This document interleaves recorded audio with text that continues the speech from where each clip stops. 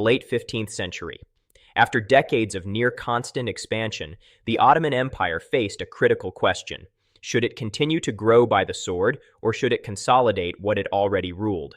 The answer came not through conquest, but through caution, balance, and reform. When Bayezid II ascended the Ottoman throne in 1481, the empire he inherited was vast, powerful, and respected, but also strained. His father's reign had transformed the Ottomans into a world empire, yet the costs of endless warfare were visible everywhere: restless provinces, exhausted finances, and a society in need of calm. Bayezid II chose a different path.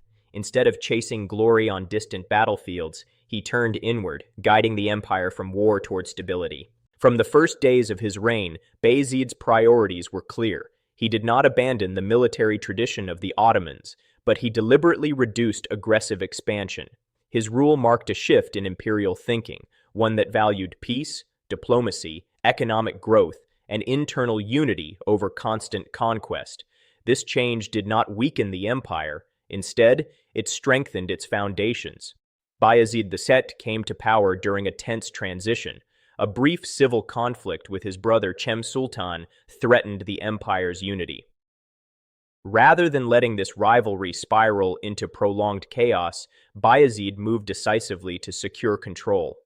Once stability was restored, he avoided revenge politics and focused on reconciliation.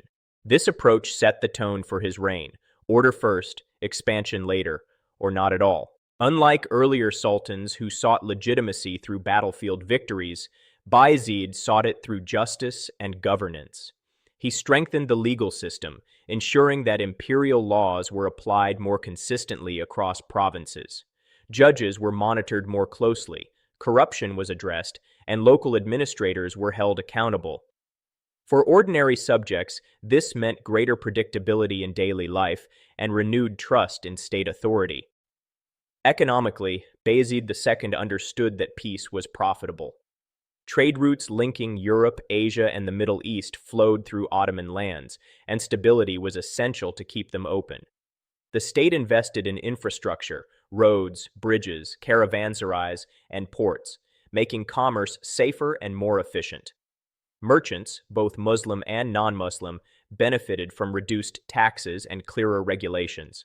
As trade increased, so did state revenues, without the need for new wars. One of the most defining moments of Bayezid's reign came in 1492, when Spain expelled its Jewish population.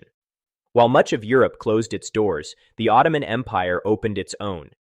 Bayezid welcomed thousands of Jewish refugees, recognizing not only the moral importance of offering protection, but also the economic and intellectual value they brought. These newcomers revitalized cities such as Istanbul, Salonika, and Edirne, contributing to finance, medicine, craftsmanship, and international trade. This policy reinforced the empire's reputation as a place of relative tolerance and opportunity. Diplomacy became a central tool of Bayezid's foreign policy.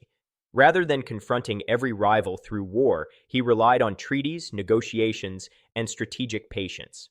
Relations with Venice, Hungary, and other European powers were managed carefully, avoiding large-scale conflicts whenever possible. When wars did occur, they were limited in scope and aimed at preserving balance, not domination. This restraint allowed the empire to recover from earlier military exhaustion. Bayezid's approach also reflected a deep personal character. Known for his piety and humility, he lived more simply than many rulers of his era. He patronized religious institutions, scholars, and charitable foundations. Mosques, schools, hospitals, and soup kitchens were built or expanded, reinforcing social welfare. These projects were not merely symbolic, they provided real services that improved the lives of ordinary people and strengthened loyalty to the state. Culturally, the reign of Bayezid II was a period of quiet flourishing. The arts, literature, and scholarship benefited from imperial support and relative peace. Istanbul continued its transformation into a major intellectual and cultural center, attracting thinkers from across the Islamic world. Court culture emphasized refinement and learning rather than spectacle and intimidation. Critics, both contemporary and later, sometimes labeled Bayezid II as weak because he did not pursue dramatic conquests. However, this judgment overlooks the context of his rule. Expansion without consolidation can fracture an empire. Bayezid understood that strength did not only come from territory, but from administration, economy, and social harmony.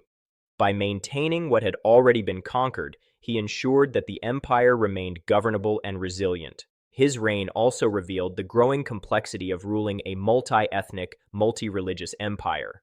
Bayezid II did not attempt forced assimilation. Instead, he reinforced the existing system that allowed different communities to govern their internal affairs while remaining loyal to the state.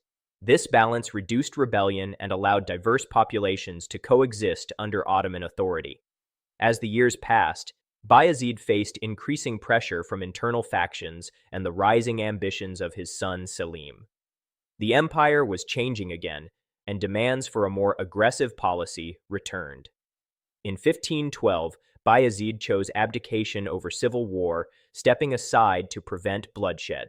It was a final act consistent with his lifelong priorities: unity over conflict, stability over ambition. Bayezid II died shortly after leaving the throne, but his legacy endured. He left behind an empire at peace, financially stable, administratively organized, and socially cohesive.